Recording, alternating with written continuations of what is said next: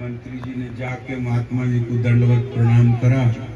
गुरु जी एक प्रार्थना है। बोले बताओ। अब ये जरा मुट्ठी रख लो, मैं स्नान करके आ रहे, थोड़ी देर में ले लेंगे। बाबा जी ने कहा आ तो जाओगे? बोले अच्छा नारायण, तो आओगे तो भाई आ जाओ। बाबा जी ने मुट्ठी धीरे से उंगली में पहन ली और वो चले गए, आ गए वापस। न यहाँ बैठे न वहां बैठे।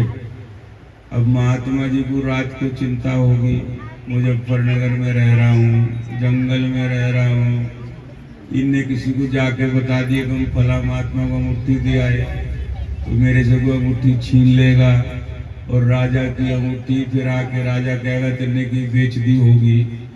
तो शाम की भी संध्या छूट गई और सुबह की भी संध्या छूट गई। अगले दिन भी नहीं आए। अब बाबा जी सोच रहे मैं स्नान करने जाऊं, नदी किनारे बैठा हूं, और भाई मैं इतना स्नान करने जाऊं कि मुझे मुजफ्फरनगर का आ गया ठा के ले गया तो मेरी आफत खड़ी हो जाएगी, चोर कर लेगा, चोरी कर। अब हाईवे बन गया, बोले कोई मेरठ का भी आ सके, कभी वही ठाक के चल गए। अब बड़ा डर हो गया। कहा कि चलो कोई बात नहीं। अब तीसरे दिन आए तो बाबा जी ने ढाल से पड़े, बेचारे वजन भी घट गया, आंख भी धंस गई, गाल भी पिचक गए। राजा ने कहा कि मुझे लगे महात्मा तो अब किले के चला गया, आज तो बिला ही नहीं है, बैठा ही नहीं। अजी महात्मा आपके मुट्ठी का क्या करेगा? बोले है ही नहीं, देखो कहाँ है। बोले ये तो लेट रहा है। अरे ये वो कहाँ है? वो तो बड़े हष्ट पुष्ट थे। बोले वो ही है। बोले फिर इतना बुरा हाल कैसे हुआ कि जी आपकी अंगूठी ने कर दिया? ये विषयों में खराबी, ये विषयों में खराबी है। अपना था भी नहीं, दूसरे के लिए इतना पाप दे दिया, और जो अपना होता तो जयराम नहीं, फिर तो बड़ी कठिनाई होती। हमारी तरह से जेब में पिस्तौल रख के सोया करता ना। फिर ऐसे पदार्थों की रखवाली तो पदार्थ से ही हो, परमार्थ की रखवाली परमार्थ से हो। परमार्थ की रखवाली जानते हो क्या है? जैसे लक्ष्मण जी ने की थी सीता मैया की, वो परमार्थ की रखवाली, पदार्थ नहीं था वहां। अरे बोले माता सीता तो थी। राम राम आप लगेगा। क्या लिखते हैं जगत गुरु भगवान जानते हो? शांति सीता समानीता आत्मा रामो विराजते। भगवती सीता तो परम शांति स्वरूपा है, देह में है लेकिन परम शांति स्वरूपा। ऐसा कैसे हो जाएगा? माँ तो वो भी है और वो भी है, विवाह उनका भी हुआ उनका भी हुआ, वो कैसे शांति रूपा हो गई? ऐसे हो गई जैसे आप सबके बीच में से निकल के मैं महात्मा हो गई। इसमें कौन कठिनाई है? एक हमारे बीच में से निकल के तिहाड़ जेल में बैठ गया, एक हमारे बीच में से निकल के वैज्ञानिक हो गया, एक हमारे बीच में से निकल के संगीतज्ञ हो गया, एक हमारे बीच में से निकल के नेता हो गए, चाय बेचते नेता हो गए। दिशा और दशा, प्रारब्ध और परमात्मा दो निर्धारित करते हैं, तीसरा कोई नहीं करता। प्रारब्ध किसे कहते हैं? पूर्व जन्म कृतम कर्म तद्दैवम इति कथ्यते। पहले जन्म में जो काम करके आए हो वो हमारा दैव है, वो प्रारब्ध है। तो दिशा और दशा दो निर्धारित करते हैं, प्रारब्ध और परमात्मा, और हम दोनों का ही कोई अनुसंधान नहीं करते। परमात्मा की ओर तो जाकर लेंगे क्या? बोले अभी कौन सा उम्र चली गई, देख लेंगे जब भगवान का भजन करना। अच्छा मुजफ्फरनगर में आकर डॉक्टर साहब हमने एक 5वां वेद पढ़ा, चतुर्वेदी तो होकर आए थे बनारस से। हमने एक से पूछा, जब सामने जाके बैठ जा, अब हमारी मजबूरी में जंगलों में रहना पड़ा, जहाँ भी रहे अस्पताल में जंगल में बैठे, बस भी नहीं आती हमारे पास में। ई रिक्शा भी नहीं आती, कार तो बड़ी बड़ी आ गई। कार तो जिन्हें लावे उन्हें लेके चली जाओ।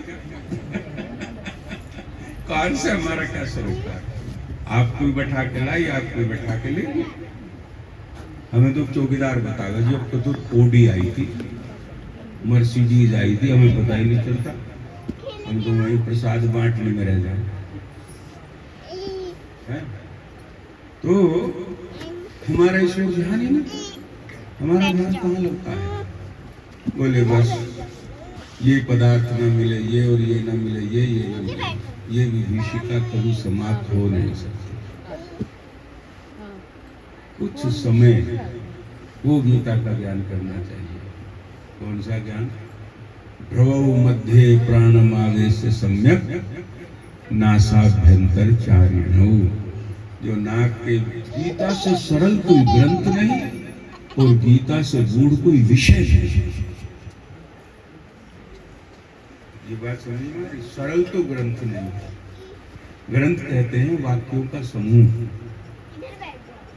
है, और गीता से गूढ़ कोई कथा नहीं, विषय कोई गूढ़ नहीं। इतना गूढ़ है कि बस उसको धोने वाले कोई और थे।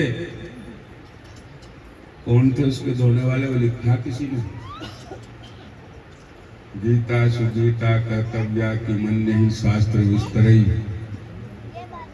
सुधीर भोक्ता पार्थो गोपाल नंदन। पार्थो वत्स सुधीर भोक्ता और धावको गोपाल नंदन। अगर उसे कोई दुहेगा तो गोपाल नंदन, और जब अर्जुन को बछड़ा बना कर लगाएंगे तो हमारा कहना यह था कि थोड़ा सा शायद कुछ समय ऐसा भी हमारा होना चाहिए कि हम परमात्मा को देखें। और कैसे देखें? जरा सी देर आंख बंद करके बैठना सीख लो।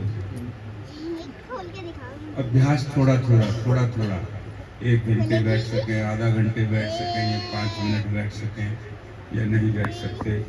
ये अगर हमारी प्रैक्टिस है या इस पर हम चलेंगे कुछ दिन, तो एक न एक दिन हमारा मंगल होगा। ये एक बढ़िया प्रक्रिया। बताओ इसमें क्या खर्च है और करना कब चाहिए? ब्राह्मणे मुहूर्ते या निद्रा सा पुण्यक्षय कारिणी। सूर्य उदय होने से 1.5 घंटे पहले जो नींद है वो पुण्यों का विनाश करती है, और उस समय का जो काल है वो पुण्यों की वृद्धि करेगा। उस समय तो कोई बालक भी सो के नहीं उठता। अब उल्टा हो रहा। ये मेरी माताएं बहनें ऐसी कि बालक ही धक्के मार, माँ मम्मी उठ जा, तो मुझे स्कूल में जाना, टिफिन दे दे।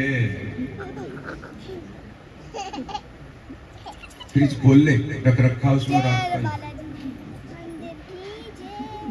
और फिर क्या सोचे? श्रवण कुमार निकले हमारे। हम देहात में रहे। महाराज जी बालक तो झूठ बहुत बोलते हैं। कहाँ रहे ये? बोले हमारे ही पास रहे। कहीं और नहीं जाता उनको ना, तो आप झूठ बोलते होगे तभी तो बालक सीख गया। बड़े धीरे से सिखा दे। दरवाजा खटकाया और बोले पिताजी हैं? तो अंदर जाओगे मम्मी। कोई बाहर पूछ रहा पिताजी हैं? बोले नो कहते हैं नहीं। वो बाहर जाके यूं कह दे, मम्मी ने यूं कहा पिताजी हैं नहीं, नो कह दो। अब आपने कितना बुरा काम कर दिया, पाप कमा लिया। क्यों? माता शत्रु पिता बैरी ये न बालों ने पाठिता हो। वही माँ शत्रु है, वही पिता बैरी है जिसने अपने बालकों को सच शिक्षा दी। और जब हमने बैरी पाला है तो फिर बैरी बनकर आएगा ना हमारे सामने। ये अर्थ नहीं समझ। मैंने इसीलिए कहा था कि मातृदेवो भव तो है, लेकिन हम अपने मातृत्व की सुरक्षा भी करनी पड़ेगी। क्यों करनी पड़ेगी? यद यद आचरते श्रेष्ठ तत्तदेवे तरो जनः सयत प्रमाणम कुरुते लोकस्तदनुवर्तते। हम जैसा आचरण करेंगे हमारे बालक देख करके वैसा ही आचरण करेंगे। हम वो समझेंगे कि सयत प्रमाणम करते कि जो बड़े कर रहे हैं वैसा ही हम करें। एक चौधरी साहब ने हमसे बढ़िया बात कही, बोले जी हम तो क्या हमारा तो लौंडा भी शराब पिए, मगर क्यों नुको हमारी घरवाली ने कहा घर में बैठ के पिए करो। नुको पहले में ढक्कन चाटने लगा, फिर बची हुई ढूंढने लगा गिलास में, नुको फिर अलमारी के ताले तोड़ने लगा, 12 भी गुरु हो गया। तो ये अपराध किसका था बताइए? स्वयं बीज बोया ना, किसी और ने थोड़ी बोया। बोले जब अलमारी के ताले तोड़े, नुको देख लू पापा कहाँ रखे, अडुको बाई दफे तो मुकर, अरे मम्मी बताइए पापा की ताली कहाँ रखी। नुको भी परेशान है, उठ कर ढूंढ ले, यहाँ रखी ले। एक व्यक्ति ने एक खराब काम किया और उसने 10, 50 और 60 और 100 को, यदि एक अच्छा काम करे तो 10, 50 और 100 को और अच्छा काम करा देगा। बस यही फर्क है। जो इस तरह से 10, 50, 100 को अच्छे काम सिखा दे, ये मातृत्व है, और जो इन सबको बिगाड़ दे, ये शत्रुत्व है। भगवान क्रिया में होने चाहिए। अच्छा एक बात बताओ, भगवती मीराबाई कौन से गुरुकुल में पढ़ी थी बहन जी? किसी गुरुकुल में गई थी, जा सकती थी, राजकुमारी थी और महारानी थी, गई तो नहीं। क्या था उसका? परमात्मा से जीते जी तादात्म्य संबंध था।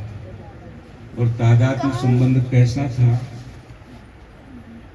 अब उस उदाहरण से देखो। बहन जी बड़ी देर लगाई दरवाजा खोलने में, बोले हाँ मैं भगवान का भोग लगा रही थी, घंटी बजा रही थी, बाहर की घंटी सुनी नहीं। आ जाओ, बैठो। अपना तर्क प्रस्तुत कर दिया। अब बताओ आए गए की तो करनी पड़े, दोबारा भोग भी लगाना ही पड़े। अपना तर्क। और जो वो पढ़ी लिखी है कॉन्वेंट स्कूल की, वो नूते ये तो है, इसमें तर्क की क्या बात है? अतिथि देवो भव है, वो अतिथि होगी और देवता भी होगी। और उन्होंने देवता की पूजा भी कर दी और महादेव को छोड़ दिया। अब फिर सुनो, शाम हो गई, शाम का भी भोग लगा, दूध भी पी लिया, दरवाजा बंद करने लगे। और दरवाजा बंद करे, देखियो कुत्ते की चैन खोल दी या नहीं, पिंटू चिंटू पिंटू सब गिन लिया आगे कि नहीं।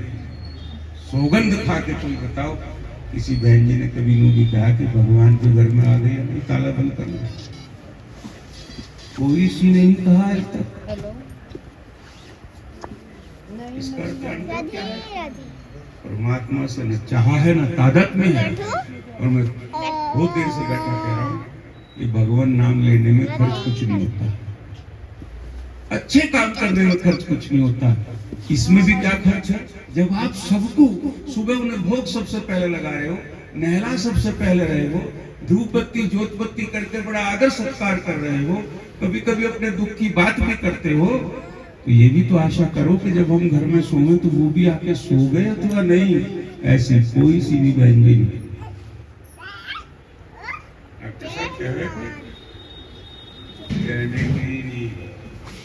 कारण क्रिया में ध्यान है, भगवान में ध्यान नहीं है। सासू माँ के ठाकुर जी है, माँ जी छोड़ के मर गई थी, अब हमें घंटी तो गुजारनी पड़ेगी। क्रिया में ध्यान है, भोग लगना चाहिए बस। अब वो खावे न खावे कुछ। और अगर ये मीरा को ये ज्ञान था, एक सहेली ने आके धीरे से कहा कि महारानी जी, राजस्थान की भाषा है, महारानी जी दूध में जहर है थे, पियो मत। महारानी ने तुरंत कहा, बोले मुझे क्या परवाह है, मैं तो ठाकुर को जो मिलता है, ठाकुर जो मंगाता है उसका भोग लगा देती हूँ और बस पर जैसे है और कुछ बिगड़ा